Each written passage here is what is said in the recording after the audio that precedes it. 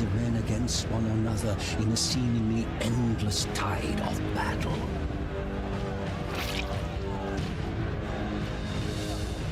An island of peace in a sea of conflict, Mordheim drew wealth such as the city had never seen into its walls. Shoot up with its prosperity into the city of the damned. Corruption of arrogance and hedonism and greed. I won't play the whole intro, but it is worthy of being played. I feel like this day be your last? The Sons of Ulrich is our Middenlander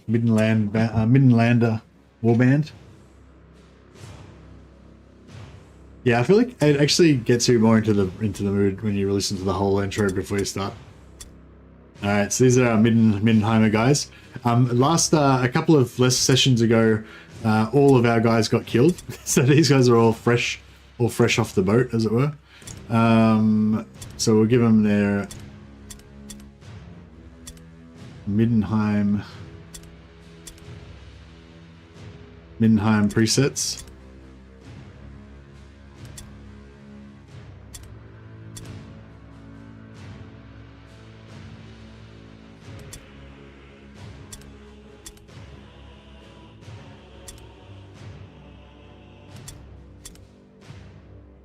Just got to like change up our guys a little bit so they look different from each other. Did that happen twice? Hey, we don't stop bringing up old shit, Clock Monkey.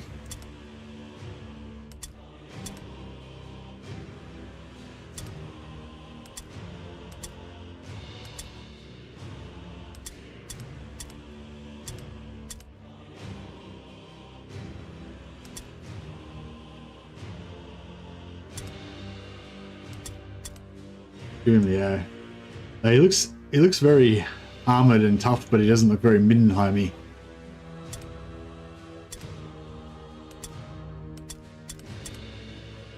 Oh yeah, that's blue. That's good. Chest-wise, we get a blue. If we get a blue sash in there, I reckon that'd be Middenheim-y enough. I don't know if we've got a blue sash. No, we don't got a blue sash. Got a white sash.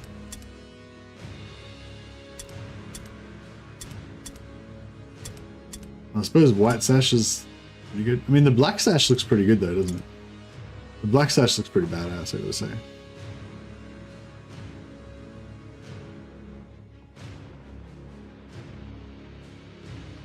Oh yeah, feather as well. Got to get the blue feather. We've got the blue feather already. Blue and red white. I guess that's about as blue and white as we're gonna get. We could go for, yeah, the blue and white legs. The blue and white legs look more Middenheim-y, but these armored legs look more badass, I think. It's alright. The boys are showing the colors, so it's fine. All right. So we haven't advanced the day yet. We're just we're still in the same day. So what else can we do? So our old Middenheim priest that's been leveling up, he's been learning resilient, so he's got more crit resistance, and he's also got some slightly higher skills and stuff. So we'll get him back in, and our other priests can start training. He's got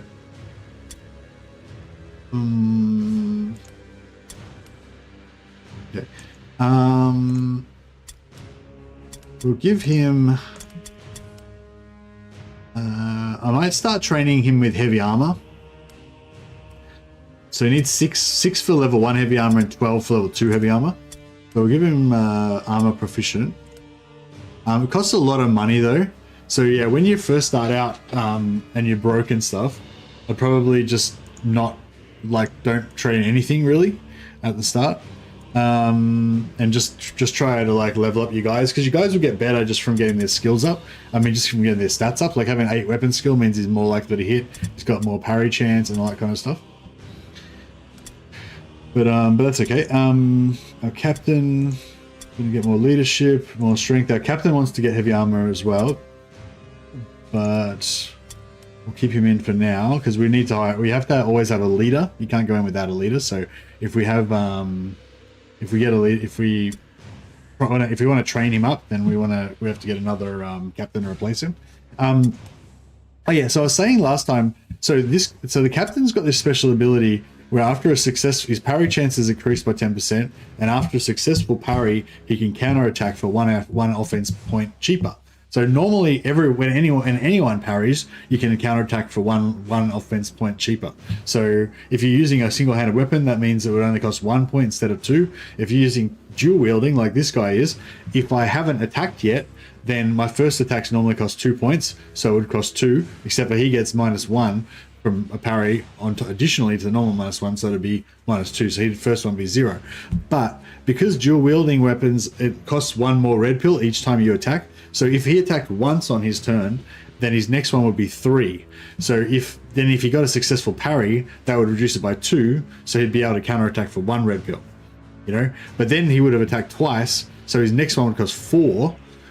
So if he successfully parried again, he'd be able to counterattack for 2 points. So because he's got 5, he could literally do that. He could attack once, and then he could counterattack for 1 point, and then he could counterattack for 2 points for his total 5 red pills. This is with dual wielding. If he had one-hander and a shield, then he'd be able to do it even better. Hey Jackson, yeah, so that's what I was getting at. So yeah, so normally what you do with this guy is you would give him a shield, make him a tank, give him like super high parry, and then he'd be really good at parrying and tanking, parrying, and counterattacking. And that's basically what I said in the first episode. But I realized that actually it's better to make him dual wielding at first, because in the early game, it doesn't like tanking isn't really needed or useful really. Like you just want to kill them as fast as you can, and maybe there's different ways of going about it. The way that I play anyway, I'm gonna use my cheaper guys, my weaker guys, as my sort of ablative armor. You know, they're gonna form a ring around my more valuable guys, and these two heroes are gonna be my killers, right? So rather than put my most valuable guy on the front line, because their defense is not very good, right? Even though, so if he had a shield on with a white shield, that is, right now he'd have 56% chance to parry, which means he'd still fail to parry half the time, right? And if he gets attacked twice, which another lord has 2 attacks, then he has 50% chance to parry the first shot. The second one he doesn't have any chance to parry. So he's not really a tank, you know what I mean? Like the much better thing to do is just kill them before they kill you, you know? So yeah, so anyway, long story short, I just decided that it's actually better at the start to go dual weapons with this guy. But you will probably eventually spec him into, you probably will eventually spec him into single-hander and shield. Show you what? We'll show what? Show you a battle? Alright, so what do we... Oh yeah, I've already spent all my shards and everything. All we've got to do now is go to the next battle. New hired swords are available. Oh yeah, so with hired swords, after you've fought a couple of missions, you'll start getting hired swords. So we want to have a leveled up captain, or I want to level up my captain, which means I need another captain to replace him with. So rather than getting a level 0 guy, I could save up 1,060 gold, and then we could not that guy.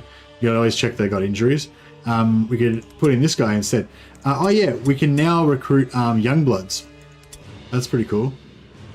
Oh no, we always could. Sorry, we always could recruit young bloods, but we've only got 1 hero slot, so we're gonna keep taking our wolf priest for the moment.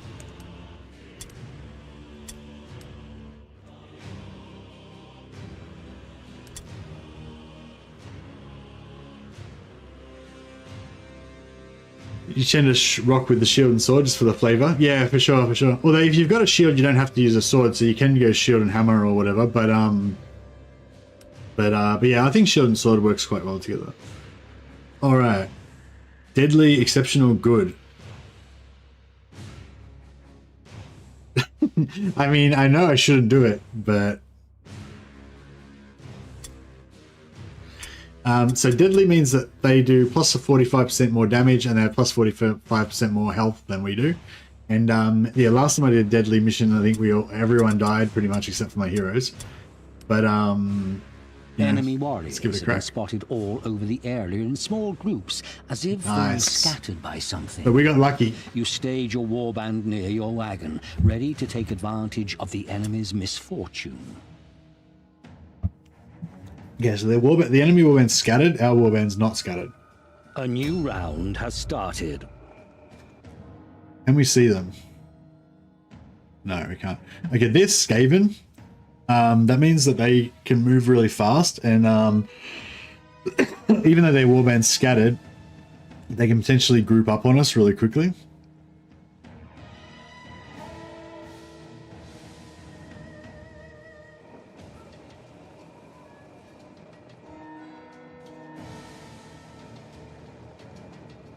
Right. Yeah, let's get our guys all grouped up.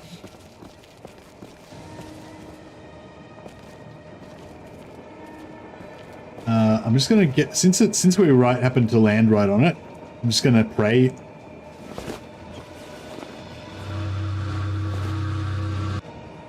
doesn't actually cost anything, it just gives you plus 25% to all alone tests for 2 turns, which is really good.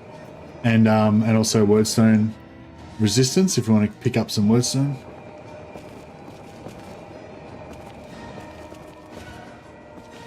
I'm gonna put him here, and I'm gonna go ambush stance.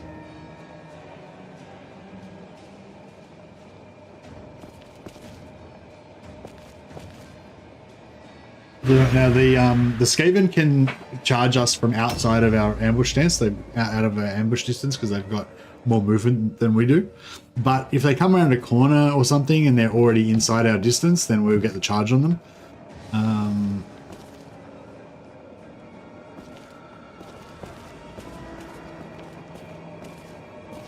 I might just, even though it's not exactly, we're wasting a little bit of movement, I might just going to get a prey on here as well.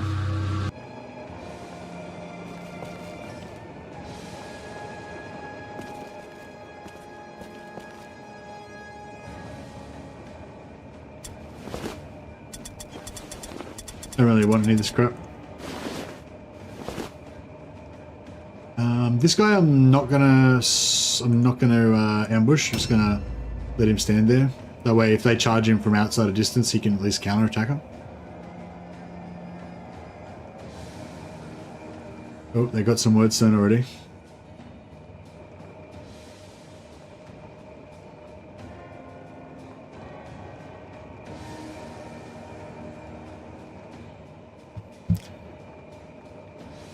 Yeah, so long story short, yeah, as Jackson was saying, later on your officer should have a sword and shield, or shield and other weapon. But yeah, my new strategy I think is that for starting out, you want to go dual wield. What's falling in that fountain? Best not to ask, probably. Probably best not to ask. Yeah, so we got a really nice start this time around. You know, we've got the opportunity to put all of our guys, group up all of our guys really nicely, and then hopefully we're going to see them come in all higgledy-piggledy one at a time, and then we're going to wreck them.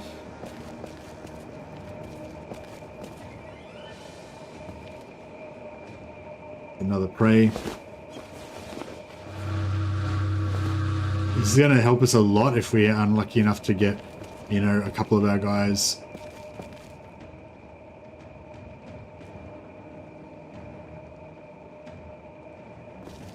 We'll get another guy in there. So yeah, so they can't. If I stand here, they could probably attack me from the other side. So you don't want to do that. So you're gonna have a circle. See how big that guy's circle is? Your circle will be roughly that big. If I stand there, even though I can't walk through there, there's a chance my circle might stick out through there, and then somebody can come and attack me. But then I'll be stuck in like a 1v1, which we don't want. So we'll come back a little bit like so, and then again we'll put an ambush like that.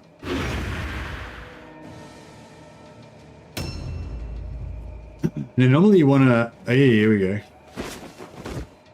Did he just fall on his head? Yeah, he just fell over.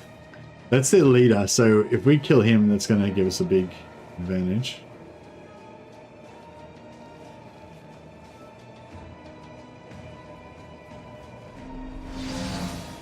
Okay. Oh, here we go. Okay, see? Even though his movement is actually longer than mine, he could have ambushed me, but he didn't come in, like, at the right angle, I guess. Alright. Now,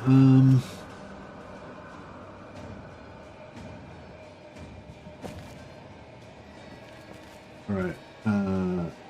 Is that... Do you reckon that's a trap? I mean, it's always a trap, but, you know, we'll try and sneak around it.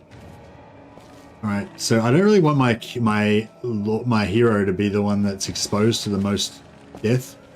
So I'm going to try to put him around the back here.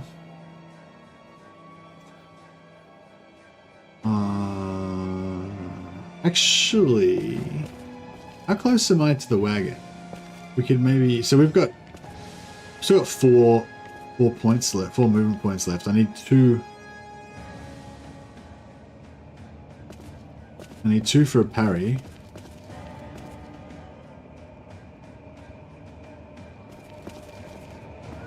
You could probably...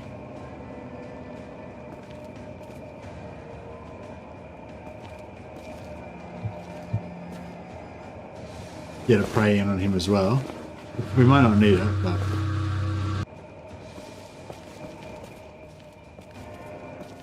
Around this way. Okay, so I can't get that and get the parry, so that's alright. Just come in here. Swing and a miss.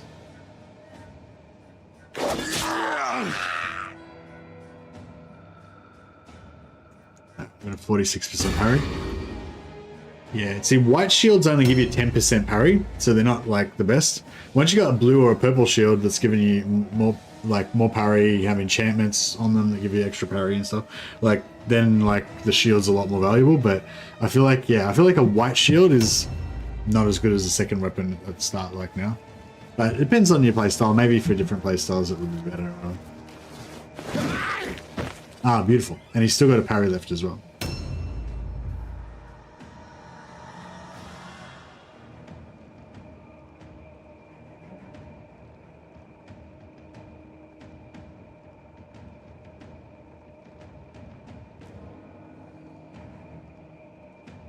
So we've still got our Priest of Ulrich coming in with the... yeah, we might get him to do a prey as well. He's actually got a bonus that makes him have a bonus to his all alone tests, so he's you know, pretty good anyway. But that should make him just like unbreakable essentially.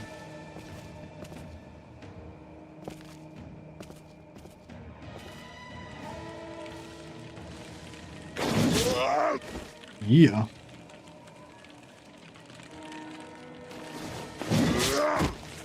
Crunch. Alright, cool. Well, first blood to us. We're looking out for one of their guys that's got a skull marking on him. We've got to collect his icon. Okay,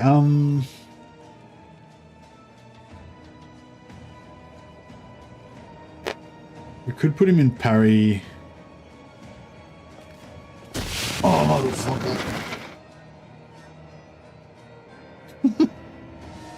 That actually... Now, that was actually good. It was actually kind of good.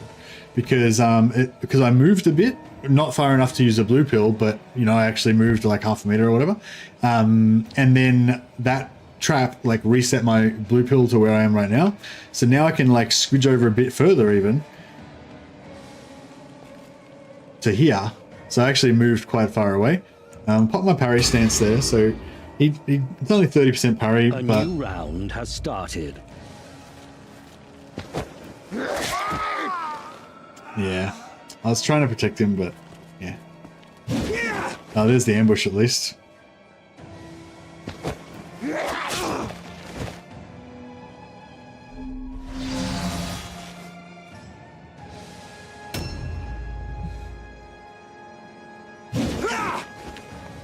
Damn it. I would have liked to have at least hit him so we could have used up his dodge.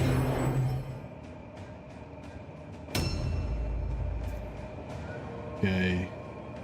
Did we...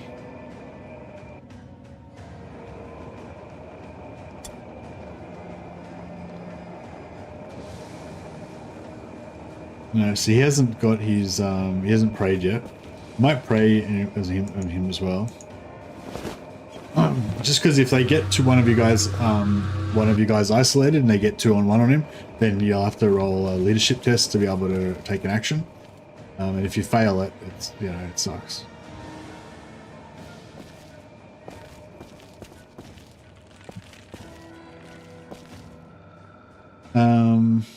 Crap. I was trying to sneak through to get on the back of him, but it didn't. Yeah, I missed. Yeah, that was bad.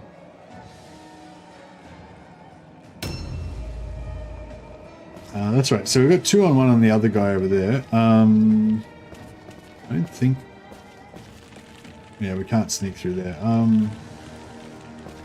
It's okay. We'll stack up another guy on here. What's the hit chance on this? 73%. Yeah, that's pretty good.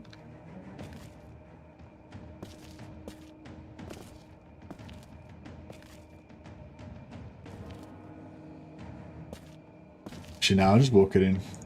Gives us 83% chance, so better hit chance. I'll try and get the kill on the captain or the priest of Ulrich.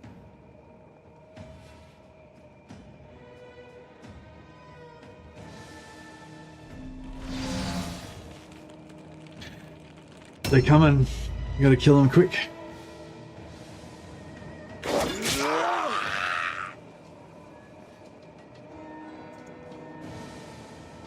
Oh yeah, so no one has hit, like like even though I had my parry stance on, no, I didn't use it because no one attacked me while I was in my parry stance.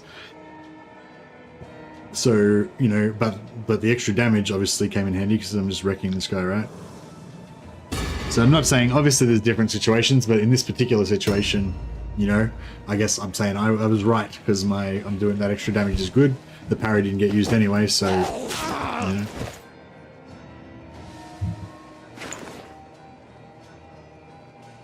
So he passed his all-alone check. For being outnumbered.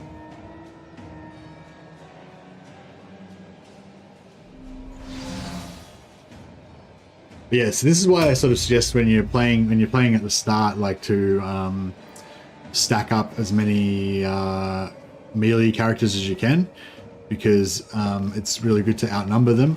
And also, if they outnumber you, it's really good to have a spare guy that can come in and even up the score so that you don't have to roll leadership tests. Now, there's a little gap there where we can get in on this guy. If we're really lucky, hopefully the priest can finish him off. Done.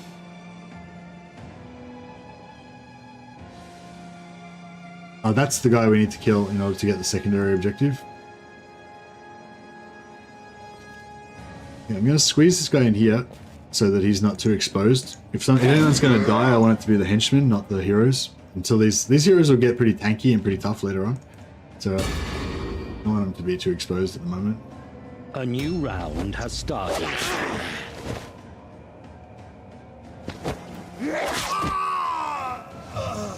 Nice damage.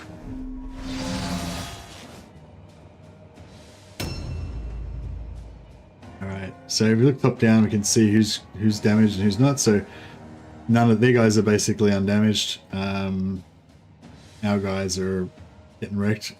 We've got 2 down already. Alright. It'd be probably easier to kill... yeah, it'd probably be easier to kill this this guy. But if we kill their leader... actually... No, see, our wolf priest is already engaged with this guy, so I don't have a choice of, like, I want to focus fire and take him down as fast as I can. The wolf priest is already focusing on this guy, so we don't really have a choice. So I'm just going to stack on this guy as well. I'm just trying to make as much room as we can.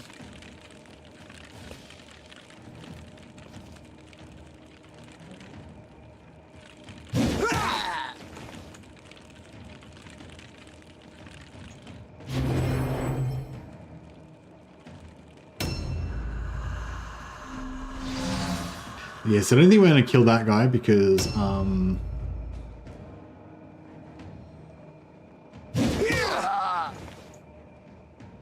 think that it's going to be over before we get to it.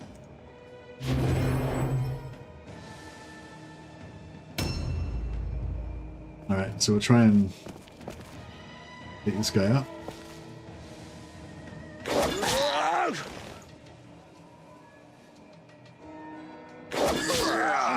It's basically just a race to try to reduce their DPS before they reduce our DPS, you know? But yeah, but later, once you get later into the game, I think tanking is a lot more, like, very viable. The Ego is outnumbered, their rat was outnumbered, failed his leadership test, so he got no attack that turn. That just saved us a lot of damage. Again, he didn't attack me, so I didn't use my parry. Dropped. Now, that guy there is in ambush stance, so if anyone moves near him, he's going to attack them.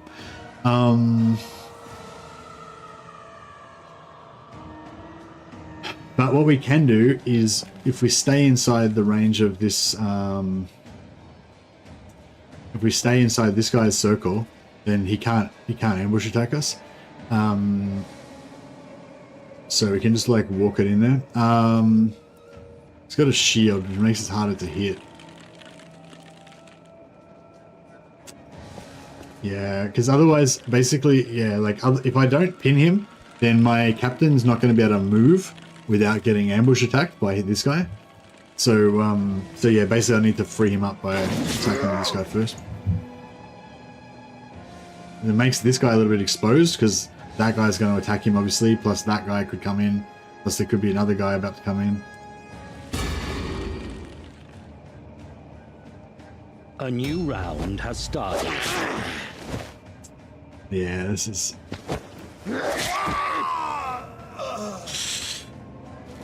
Alright, the next kill wins, basically. If we get one more kill on them, then we're definitely going to win. But I think if they get one more kill on us, they're probably going to win too. So it's a race.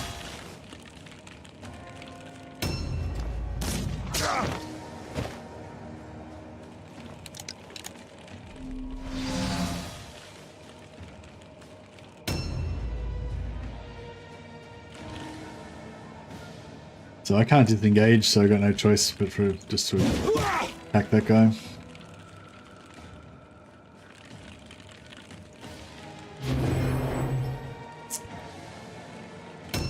So, I mean, so he's got 128 hit points, 16%, 15% armor. He's got 104.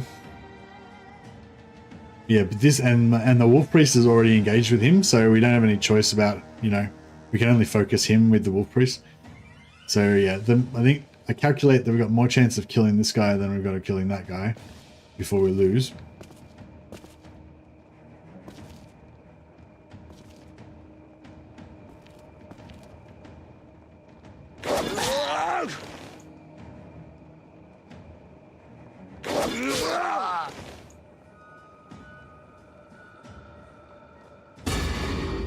And we've also, by putting this guy on him, he's also got all alone.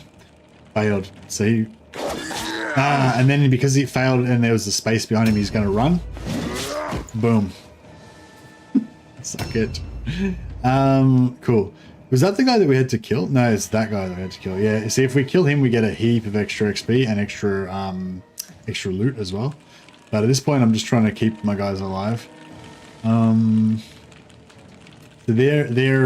you see their leadership in the top left corner there, the red is 12 over 19. So it means once they go under 19, that means they have to roll a route test. So yeah, basically we've got a good chance that we're going to win now.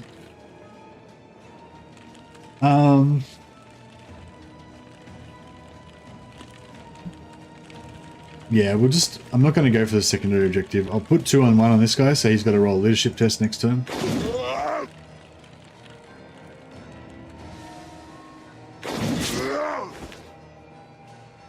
Also, because now he's got 2 targets, so there's slightly less chance he's going to kill my henchman. He might decide to hit. A new round has started. They passed their success They passed their route check. So even though we made them, even though we made them roll a route test, they didn't fail it. So they're still in the game. So we basically got to kill another one of their guys, or otherwise make them make a route check.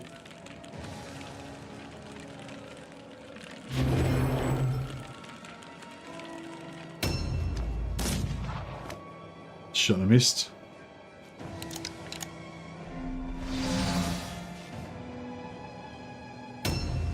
So yeah, you'll notice this guy, I've put him in parry stance every single round, and he hasn't been hit a single time. Like no one's parried, like he hasn't had to parry a single blow yet. So if I had this, so the extra 10% from the shield would have been useless in this particular match. Obviously, not every match is going to be the same, but yeah. Good wrecked, son. Alright. So yeah, so even though a bunch of our dudes died, they were all like level 0 guys that I just keep replacing, that are just expendable. Vanquishing the foe upon the field of battle is a expendable great lads. feeling. It is even better when you're getting paid for it. Costs a bit of gold to keep replacing them, so it costs like 12 gold every time to keep replacing wounded guys. Outstanding. It's pretty good XP for him. He's level 3 already. He actually got he got another red pill now. So yeah, so the other thing too is like now that he's got 6 red pills, that means he can attack 3 times with a single-handed weapon, or he could attack twice with dual wielding. So now another decision to make: do you switch him back to one-handed? So at this point, it's probably better to switch him back to one-handed because we'll show you more when we get onto it. Impacted vision.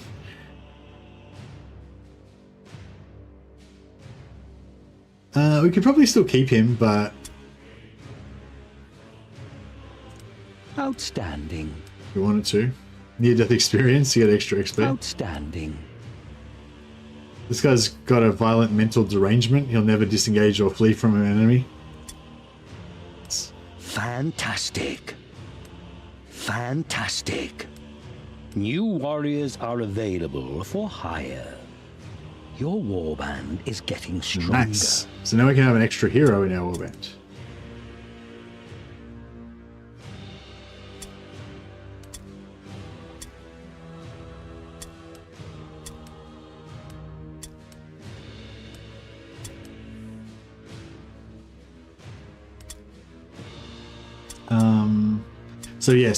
As I sort of explained a few times before, my strategy is to just keep these guys low level, while my important characters, they keep leveling up and getting stronger and stronger, relative to the average sort of warband level. So my entire rating is 429, but if you look at the characters, this guy's rating is 159, and this guy's rating is 117.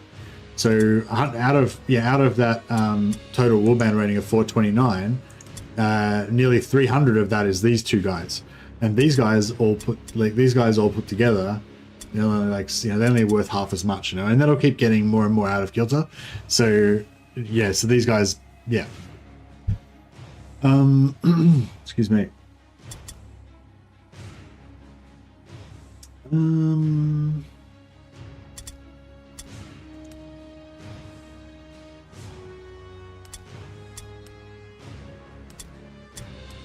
Can level up their stats.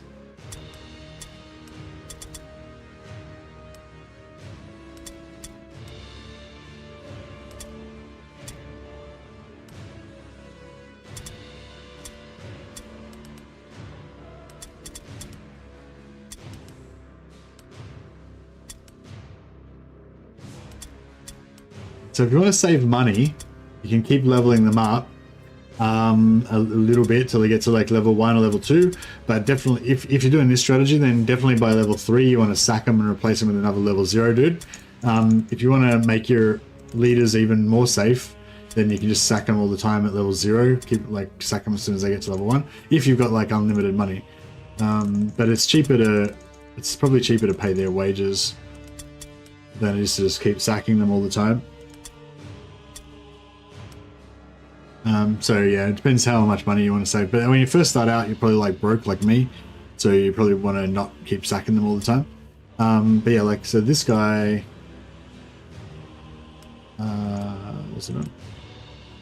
Yeah, so this guy got a near-death experience, gave him extra experience points, but he's out for 5 turns, so it's like, I don't know. I mean, I could keep him, but what would be the advantage of keeping him for 5 turns? Just that I save 12 gold, you know, when he comes back. I mean, I've got a slot, so I guess I can put him in a slot and save him, whatever. This guy's got mental derangement now. Oh no, this guy's got impacted vision. So he's permanently kind of busted. And he's out for 3 turns as well, so there's not really much point keeping him. And there was another one that got a muck, wasn't there? A muck, yeah. That one probably doesn't really matter too much, and it actually lowers his rating, so he's actually cheaper. So maybe we actually keep him. You know, the muck's like actually an improvement in my mind. So yeah, we can actually get extra hero. Actually, we'll wait till next turn because we can send.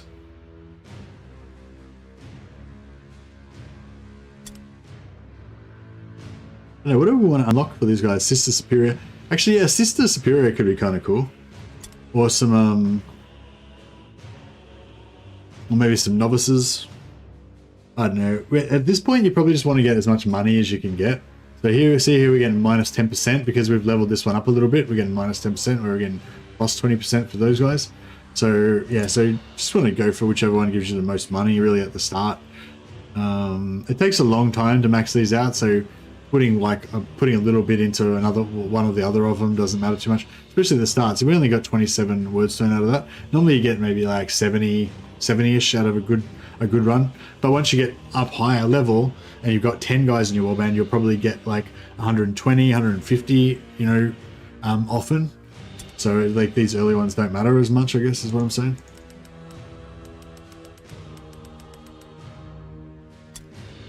And then we'll get 162 gold out of that. But we won't get money for another 2 days, so, or 3 days.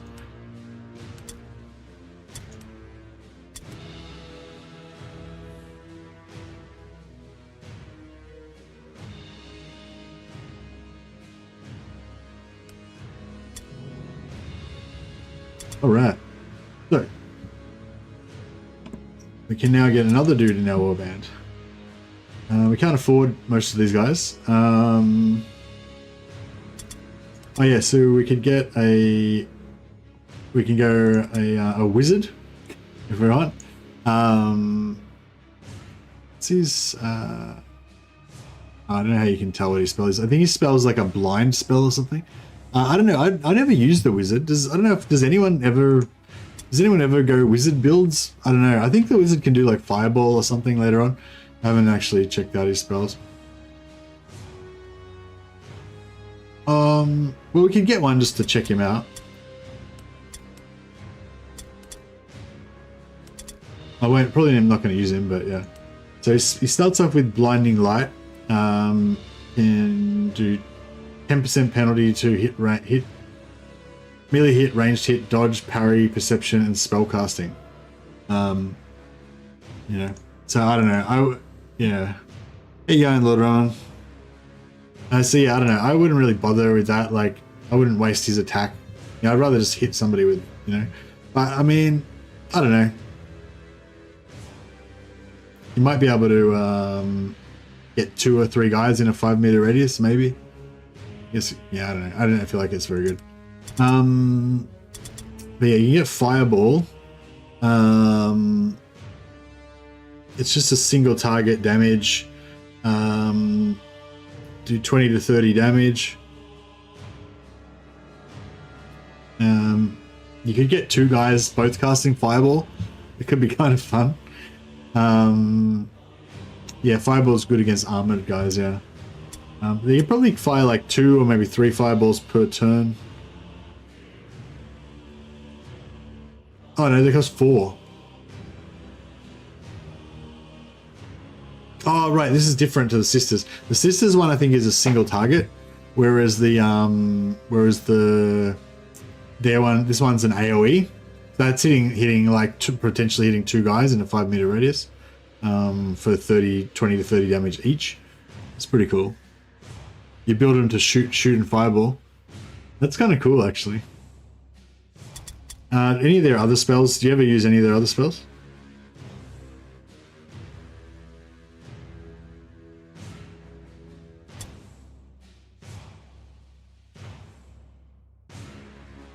A lightning strike, 32 to 42 damage.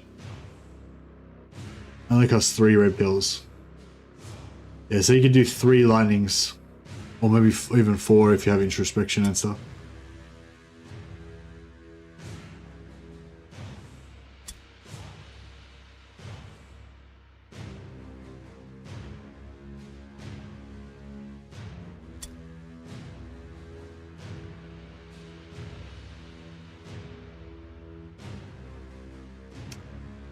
Yeah, no, I got that range shooting, but do you not use their spells as well? You just make them a shooter and that's it. Because ballistic still's only 12, wouldn't you be better off using Youngblood or something? Well, I mean, I guess if you run a real shooter, you could use a smuggler. They go up to 15 ballistic skill, but Youngblood's go up to 15 as well. Lightning strike is excellent. So yeah, so you mean you use them as a wizard, but they also shoot. They shoot and do wizardry. Yeah, I think wizardry. I mean, spells kind of works well with ranged because you can like shoot a couple of times, and if you don't have enough blue pills to reload, then you can just do a fireball or whatever. And like doing less spells per turn is kind of better because you got less chance of backlashing yourself, I guess. All right. Yeah, I'm not gonna use the wizard yet.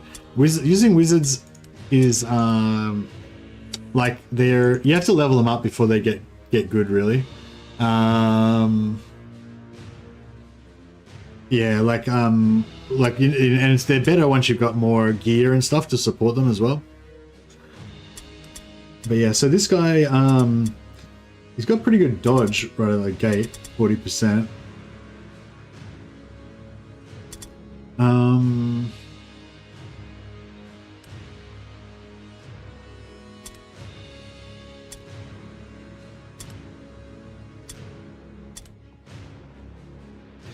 So if you wanted to make him like a tank, you could give him just a one-handed weapon, and then his dodge goes up to 50%.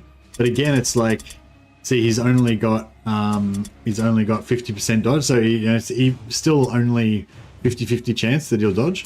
So I'd rather have the big damage because his damage with the one-handed axe is 22 to 27, or it could be 40 to 47, and you still get, with 5 red pills, he gets 2 attacks at that damage.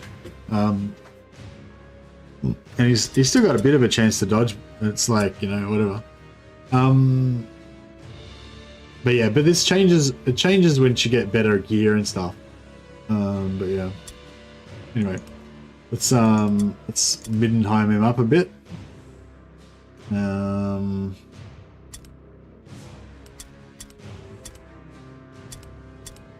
yeah, those pants are pretty sweet, pretty Middenheimy. The armored pants are cool as well. I think the Middenheim pants are where it's at. Yeah, it's good stuff. Good stuff. Bit of armor there.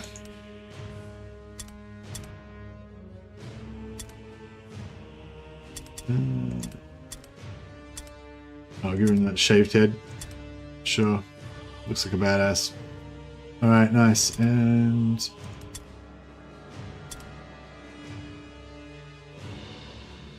nice.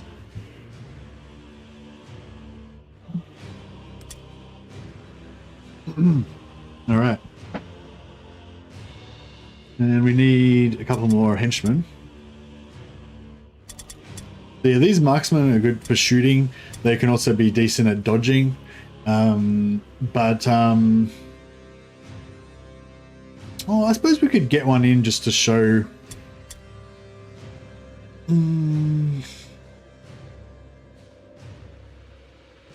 Yeah, no, I don't think we. Yeah, I think I'm just gonna stay away from him. Like, Yeah, I think I think it's better to just go 100% melee when you first start out. So like, not that I necessarily do that. Sometimes for fun I'll do other stuff, but yeah. All right, leave our newbies in white so they can be differentiated.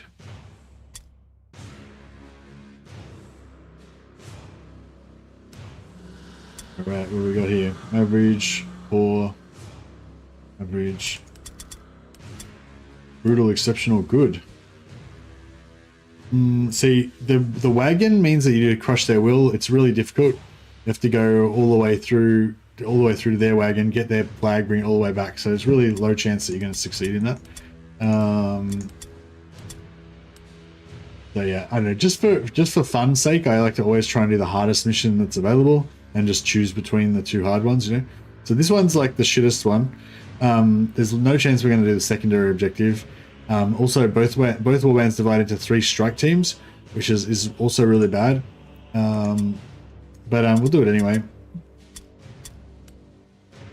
And again, yeah, if you want to have it safer, do launch and deploy, so you can choose where you guys go. If you just do launch, it just randomly places you guys, which is much less optimal, but it's quicker and it's a bit more exciting. You quickly dispatch your own forces in small groups to yeah, that's the thing. Like at the start, you don't have the spell. You need the spell to reduce curse, so you don't blow yourself up with the casters. But at the start, you don't have the skill. You need the weapons or staff that reduces the curse, like purple ones ideally, and you need those enchants as well to reduce curse chance. If you get all of that, then magic becomes quite reliable as long as you only cast 1 or 2 spells per turn. But at the start, if you're casting spells with no support, then yeah, there's just I don't know, like you don't blow yourself up that much. Like if you don't care like about the guy and you're just like casting spells trying to get him killed, like quite often it takes ages before they actually have much of a negative, before they get many negative effects. But yeah, if you're relying on your spellcaster to be one of your main guys and you're just casting spells with no curse reduction, then yeah, it's like Murphy's Law. He's gonna screw himself up. Okay, we're up against vampires, so that's bad. And yeah, so this is why it's bad to let the game set you up. So we've got 4 slots here, right? And you know, because our main characters is this captain and this this priest that we're trying to keep alive and feed them, you know. So normally we put them together to make a strong kind of core. But yeah, now because my team's been like basically equally spread all around, so none of these groups are particularly strong. So that's not ideal. So I don't know. What we're going to try and do, I guess, is just run everyone into the middle and hope that works out, basically. Yeah. Yeah,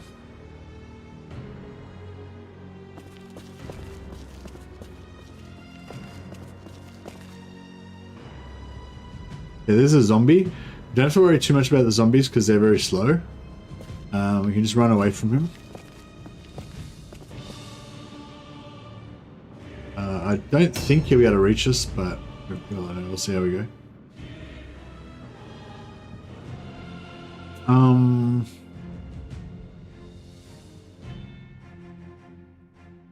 This guy's...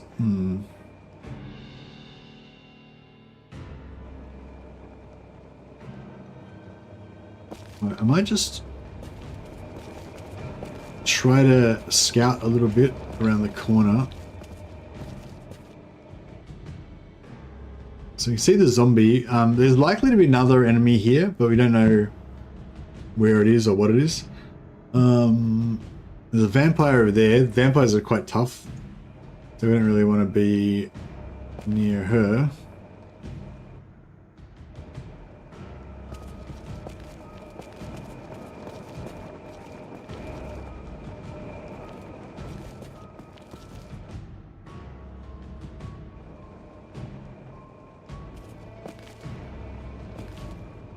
I don't even see where I'm going. So I want to go southeast from here.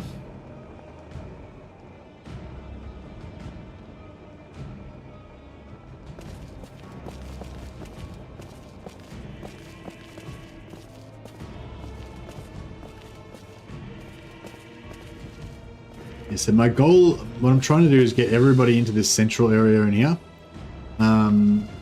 so that once it all kicks off, we'll be grouped up against them. But you know, a lot of the guys are faster than us, and yeah, it may not be able to get everyone in there. Smuggler is very strong all the way through. Yeah, do you use her mines a lot? I think the smuggler is good with especially with the Overwatch shooting team, because you kind of want to like, because you can basically, like with Overwatch, you can invest on your turn red pills, and then on their turn the red pills get used and they get shot, and then on your turn that follows their turn you can shoot them again. So it's like good, like it's like you're banking damage to be delivered onto them later. And with the smuggler you can sort of do that even more, because you can put down mines. You can use your red pill to put down mines, and then oh fuck, these guys are upstairs. That's not good. All right, well.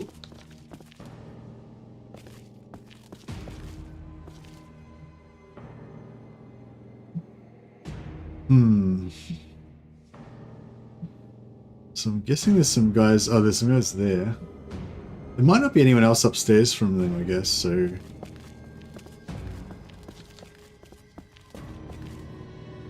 So yeah, with the smuggler you can drop mines. Basically, like if you're out of range of the enemy and you can't attack them, then you can always use mines that they might run over later. But it's a bit passive because you can't really determine. You know, you can't aim a mine at them. You know, but you can.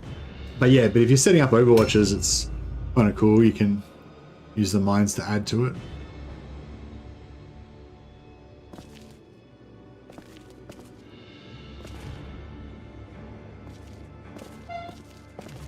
Oh, young blood.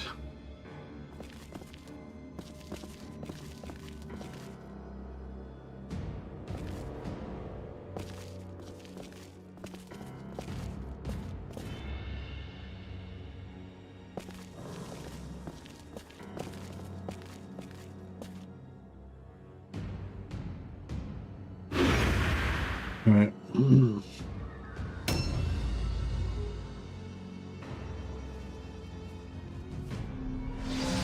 Yeah, so like at the start, because I usually use my whole warband as melee. I feel like the smuggler's like, not that she's bad, like she's just another body the same as anybody else, but she's not really good. I feel like when you're just using her as a melee character, and when your warband's mostly melee, you're like I feel like the mines go better with an Overwatch team than they do with a melee team, you know? Which is not to say they're useless or she's weak or anything, but just, yeah.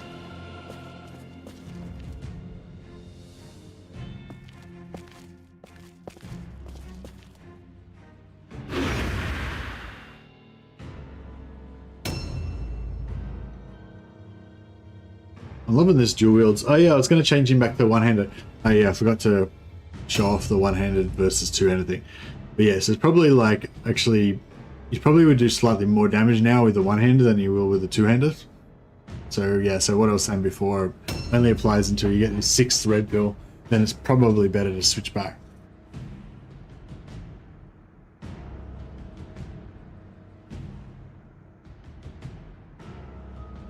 One of the other cool things about starting a new warband is when you get your first blue weapon, it's super exciting, and the guy that carries the blue weapon is like your killer. It's like he's the Emperor's champion wielding the black sword or something. Whereas once you get like higher later on in the game, you just expect everyone to have purple weapons and stuff.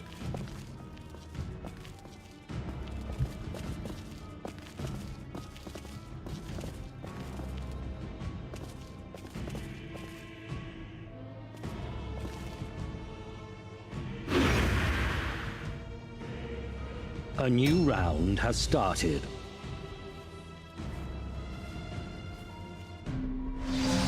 Zombie couldn't make it. Good. If we can all get together before we get engaged, yeah, we probably aren't gonna. Well, maybe. I'm glad she's only got a dagger. Alright, yeah, so we could probably... Oh yeah, we want to get away from him. We can probably just outrun these... Actually, nah, like, yeah, we'll stack up here. We'll stack up here. And get ready for these zombies.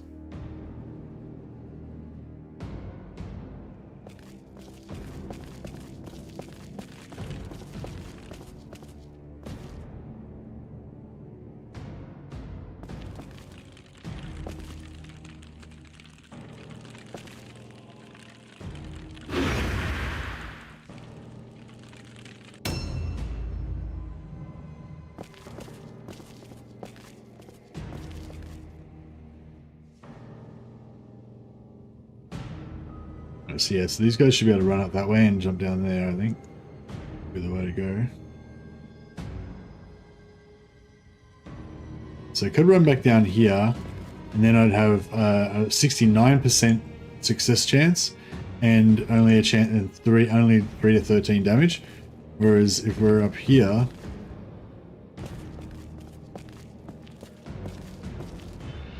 then it's only 53% and 6 to 16, so we can take more damage.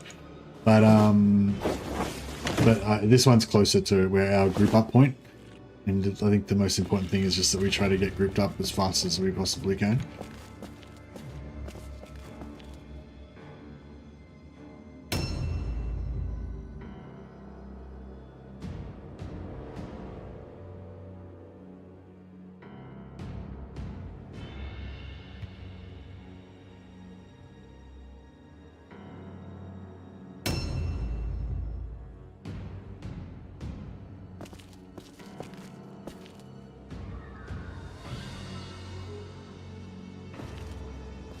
Okay, I don't know if we can really see.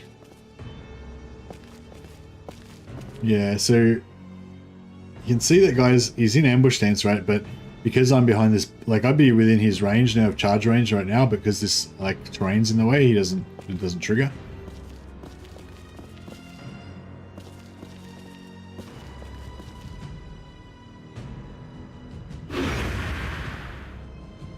Hey, Frederick. There's a vampire just there, but we're not going to engage her.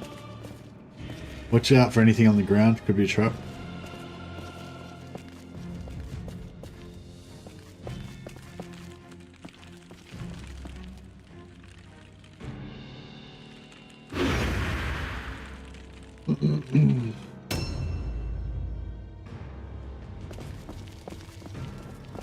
Alright, I'm going to try and keep these heroes out of danger until, like, so basically what I want is for them to come in first, get engaged by all my henchmen, and then I choose who I want to kill afterwards.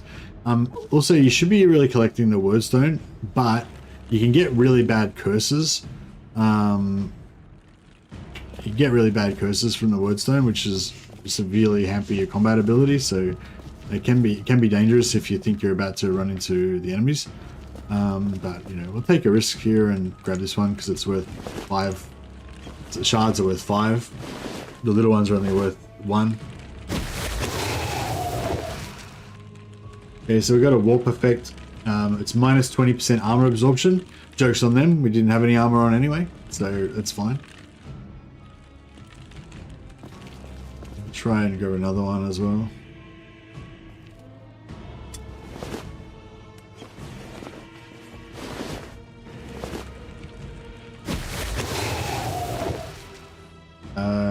Didn't get any negative effect that time.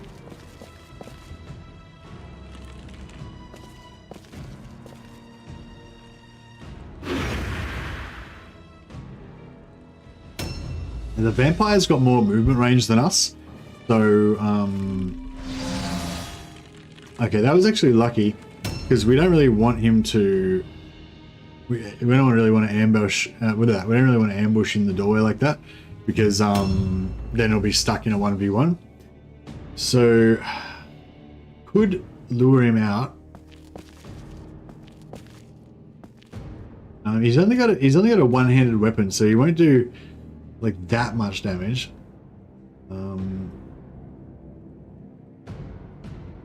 But I don't really like the idea of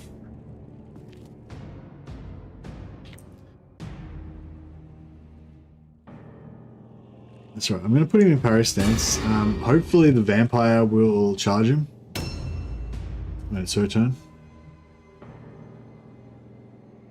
There's the Youngblood. Don't really have a plan for the Youngblood as yet.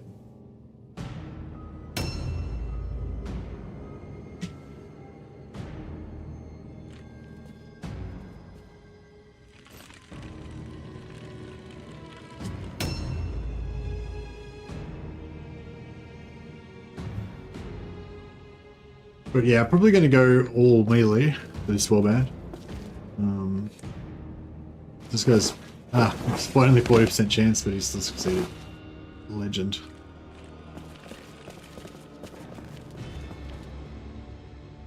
Can we get through that? I think we can.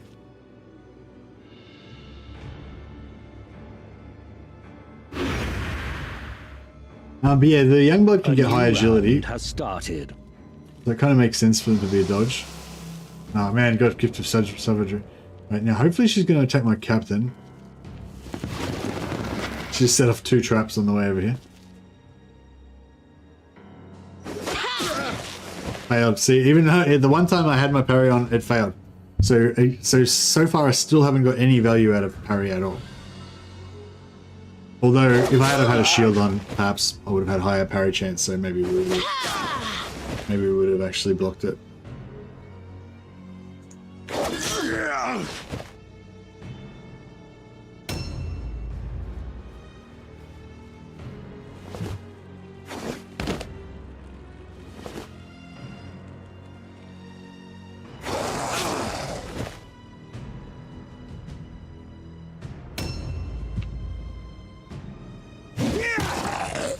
Killing the zombies doesn't actually lower their morale at all, so it doesn't get us any closer to winning.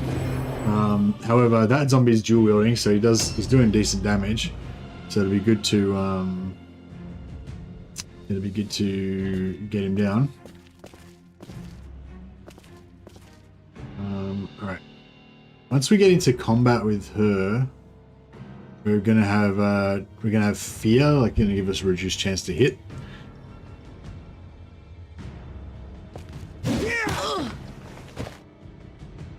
So, but at least we did some damage.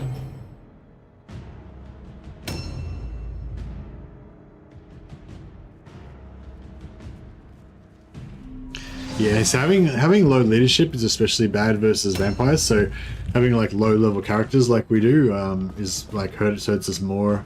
Fuck, I forgot about that fucking zombie. Oh, that's right. At least he's pulled out of the doorway now. But yeah, I really wanted to stack up on the vampire and get her killed, get her finished.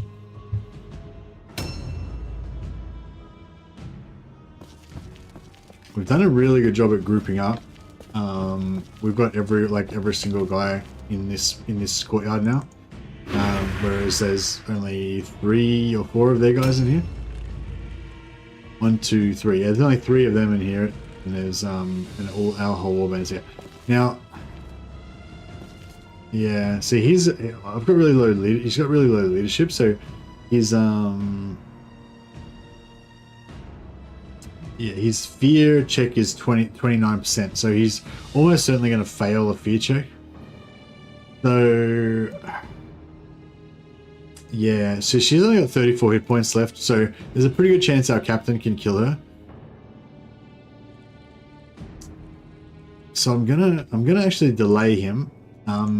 If we don't need him to hit her, then we're not going to use him on her, because if he goes against her, he'll probably fail a fear test, and then he'll be feared for a few turns after that, probably, because he'll keep failing it.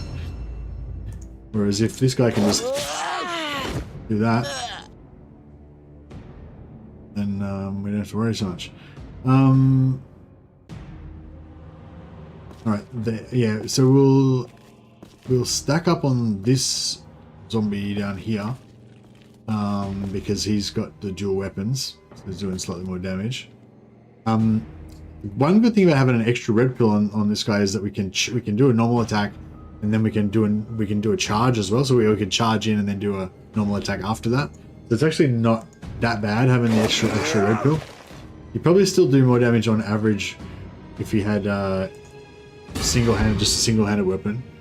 But yeah, it's not too bad. Vampire's coming in soon. He's probably going to start terroring all, not routing, but terroring all of our guys. Oof.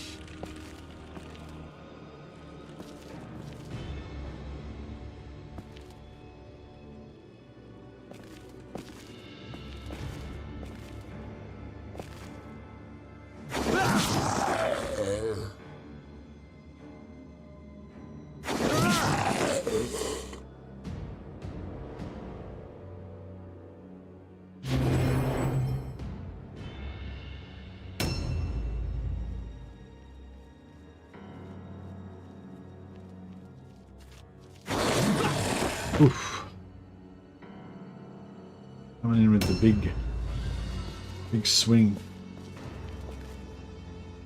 Oh, nice. We passed that terror test. If you pass the terror test, you're immune to terror, I think, for 2 turns. If we live that long.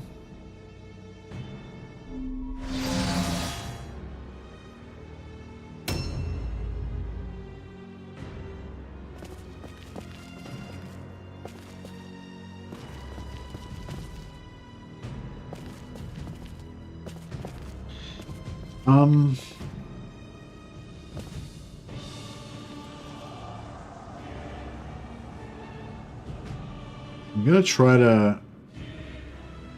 I mean, if we walk in, we'll just get 1 normal attack. If we charge in, we'll get the 1 normal attack. I mean, if we walk in, we fail a terror test, we won't get a second attack.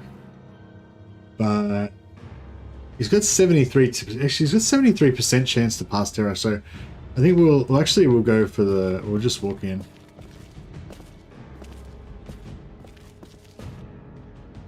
Success. All right, that's good. Parry Veil.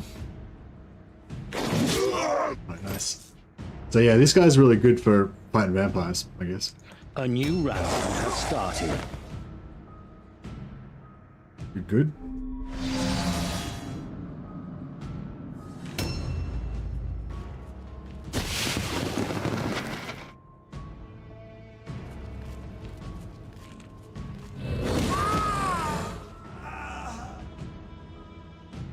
You got wrecked.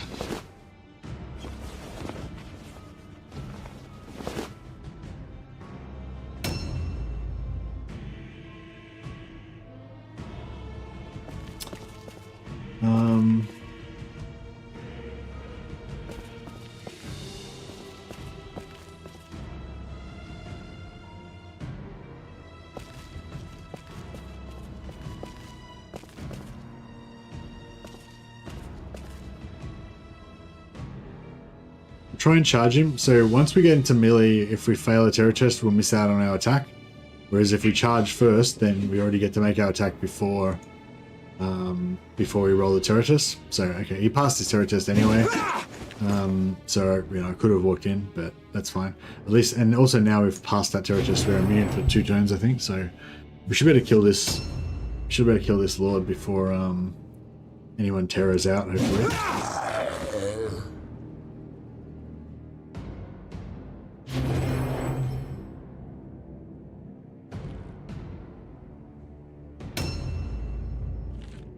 Fear test fail. Really? Do ghouls cause fear? Oh no! So he got feared by the vampire before.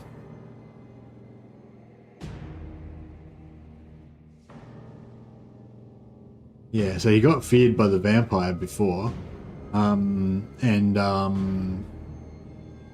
yeah, now he has to keep rolling until he successfully unfears himself.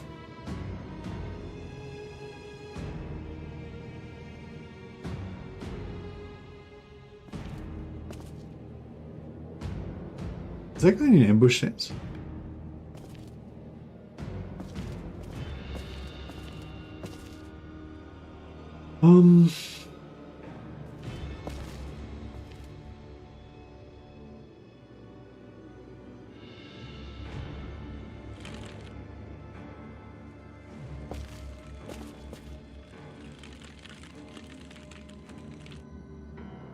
Might just swing him around the back. If we can manage to get him in range, then he can stop my young blood from getting...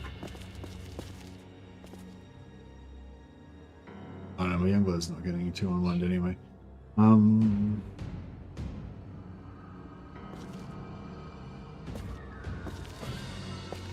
Alright, he's only got 53% chance because he's got fear on him. So I didn't bother charging because that would have taken him another 10% down.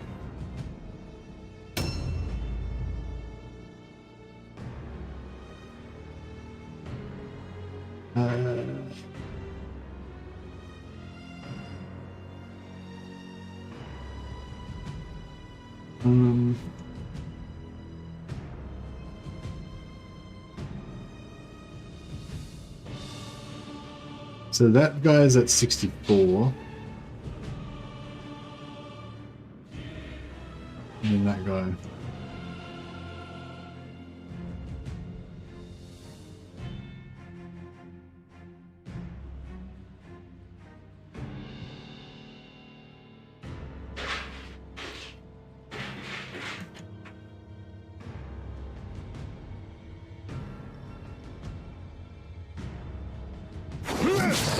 So this ghoul goes after me, whereas that guy there's already gone before. I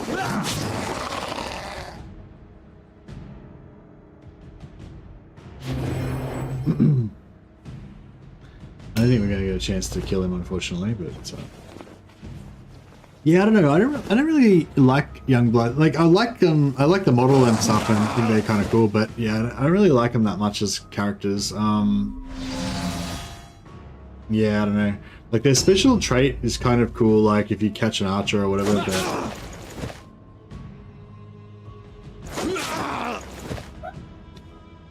the Drig.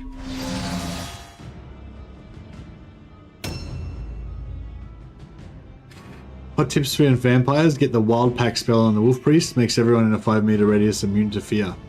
Nice.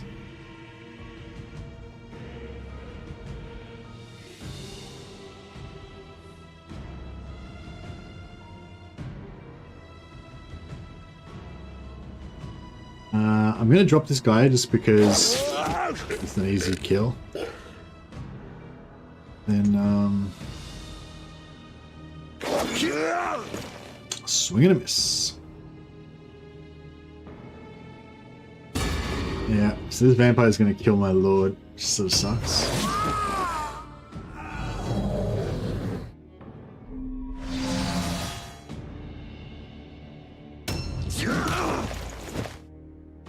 Maybe not. Alright, should kill that guy instead.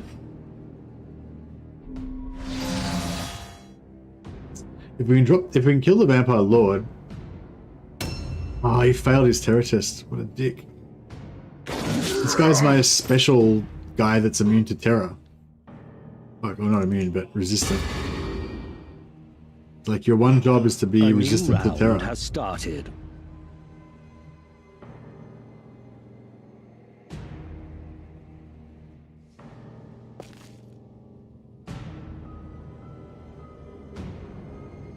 Alright, we'll go try and stack up on this ghoul. Nice.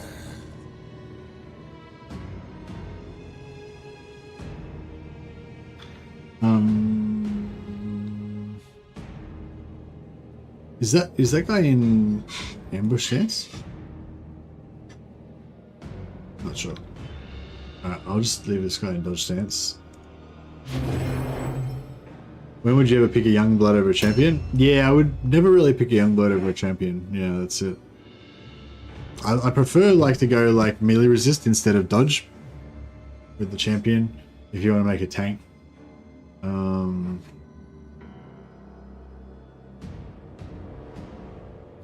So they're 35 over 23 right now.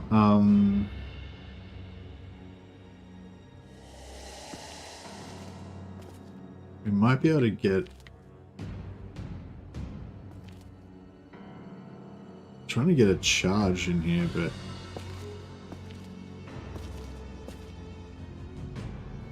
no, we Can't get a charge in. We can try walk in, but I feel like he's going to fail the terror test for sure. Yep. And he missed. God damn it. Alright, at least we've spread. Now there's 3 targets for the vampire to kill, so maybe there's a chance he's not going to kill my lord. Hopefully. But yeah, I don't really know exactly what a Youngblood is for. Like, because you can make him a dodge tank, but like why bother? Like, what is he going to do? I don't know. Yeah. I guess you're meant to make him like a dodge tank that's got high crit, maybe, or something, or I don't know.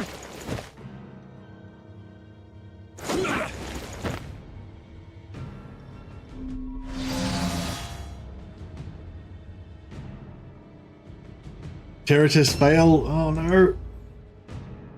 God damn it. We need to take out this vampire, but everyone keeps failing the terror test. Oof. If we can just kill this vampire, like, we'll probably win straight away. But it's not that easy.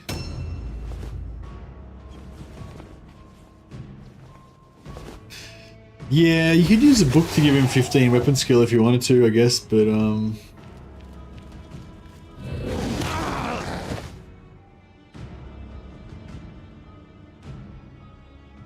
terror test success. Alright, let's rock this dude. Oh my god, you're fucked. Hit him. Oh man.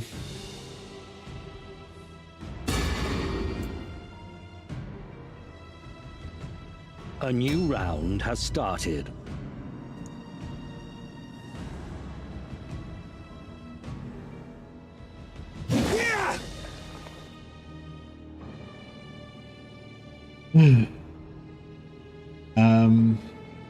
But yeah, I don't know. I don't really know what. Yeah, I don't really know what the Youngblood's good for.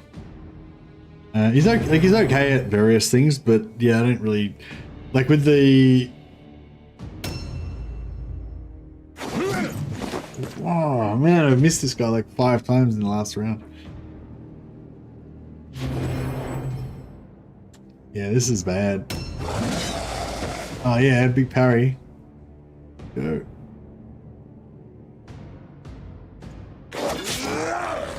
We're gonna get killed by the vampire now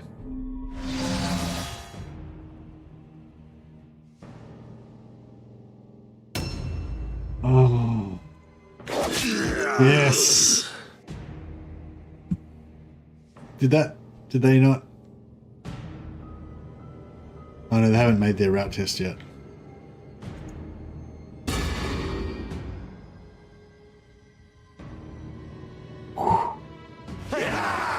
Lucky. I managed to squeak through another mission without losing any of my main characters. Vanquishing the foe upon the field of battle is a great feeling. It is even better when you're getting paid for it.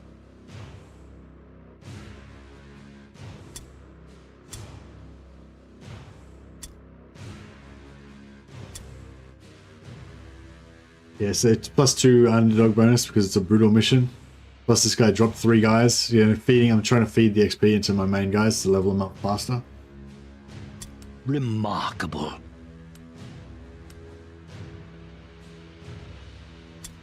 They stole his weapons.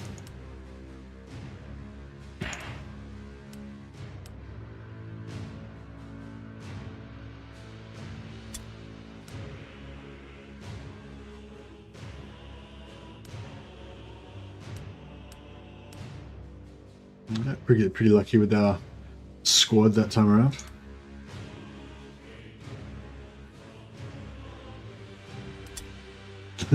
Such crappy loot you get in these low level missions. It's kind of cool though. You just keep like leveling up, and your warband levels up, your rank goes up, and you start to get slightly better items as time goes on. I know it's quite. I know it's just yeah. I feel like the don't know, it's like you want to grind your levels up and you want to get the higher level stuff and everything, but I feel like it really is one of those games where it's the journey is kind of what makes it fun. Like the like if it was really easy to get all the higher level stuff and level up your characters really fast, like you wouldn't really play it as much. I think like it's actually kind of what makes it better, that it's a bit grindy. I don't know, to me anyway.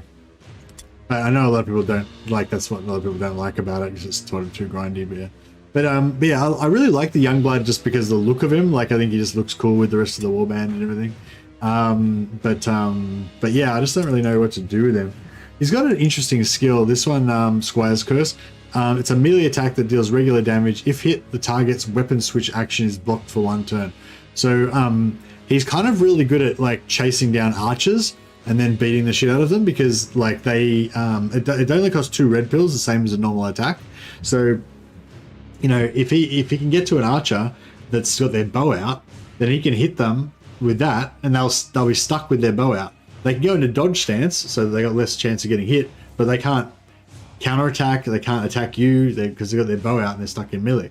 So you know, it's kind of cool. Like it's kind of cool for chasing down archers, but yeah, like it's sort of, I don't know, it's sort of pretty situational. You know what I mean? Like yeah, it's cool though. It's cool when you get to use it. Like when you see an archer in range and you're like, haha, I'm going to use my Youngblood skill. Suck it, archer. You're dead now. You know, but a lot of times it doesn't come into it. But yeah.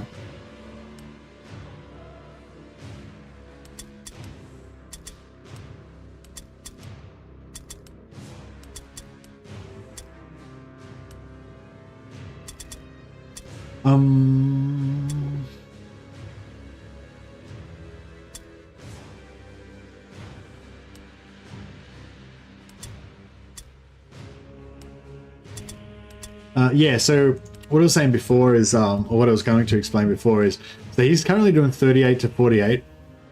With six red pills, he can attack twice with this. 2 red pills for the first attack, 3 red pills for the second attack with dual wield. So it's 38 to 48, so it's 43 average damage per hit. Whereas if he goes for a shield, he's doing 26 average damage per hit. So it's actually still better. So because with this you could do 3 hits at 26. That'd be 60, 78 total damage. Whereas with the oh, actually no. If we switch it around to the hammer. So yeah, so he could do 3 hits with the hammer, which would do 31.5, so 94.5 damage. Or he could go, if he was going dual hammers, make it more fair.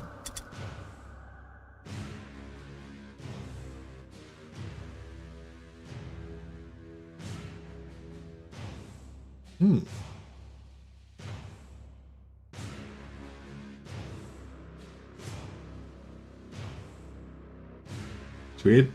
So yeah, he's doing 100. He'd be doing 122 damage with dual wield. So he still does more damage with the 2 hammers.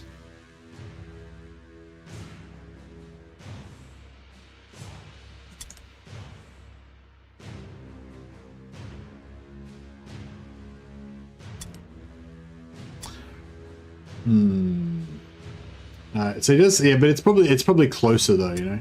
And he's going to have 64 parry instead of 54. So, you know, I don't know. Like, but anyway, I think I've demonstrated that why I think that it's better to go dual weapons with your, even though you can parry, even though he's a captain, he's a parrier, even though the shield gives him more parry. At the start with white weapons, I think it's better to go dual wield. If you have a sword in one hand, you can still parry. You take a damage reduction though.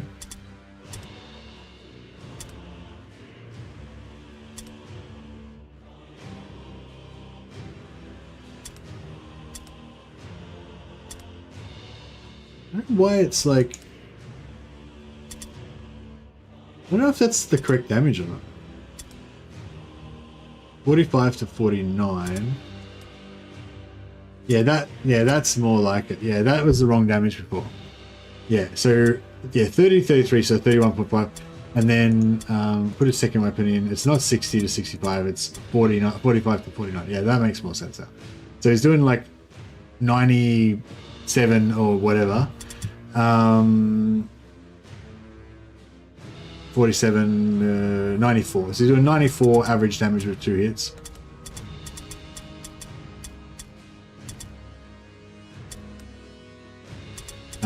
And he's doing 94.5 damage average with 3 hits.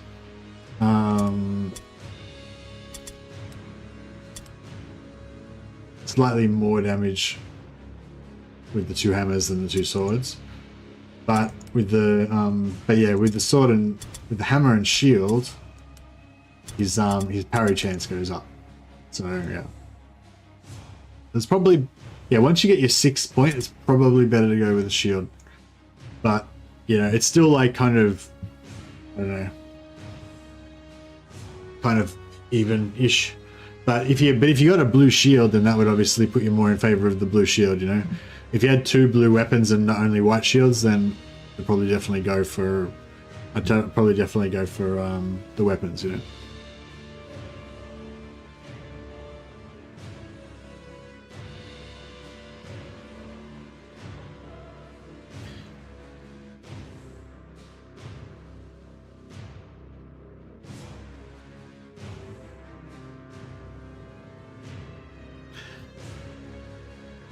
Youngbloods against enemy spellcasters, you reckon? Yeah, especially if they've got a bow. But yeah, they look cool though, I reckon. Cool pants. But yeah, anyway, I'm getting pretty tired, so I might have to call it there, guys.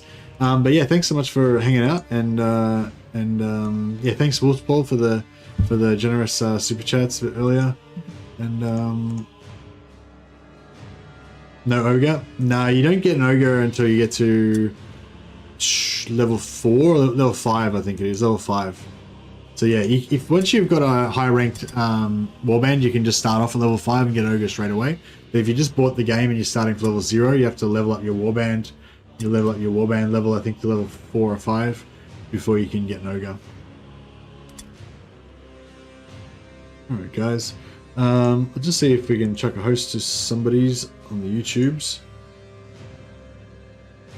I was going to chuck it over to Anton B Gaming. I don't think I've hosted him for a few days. Excuse me.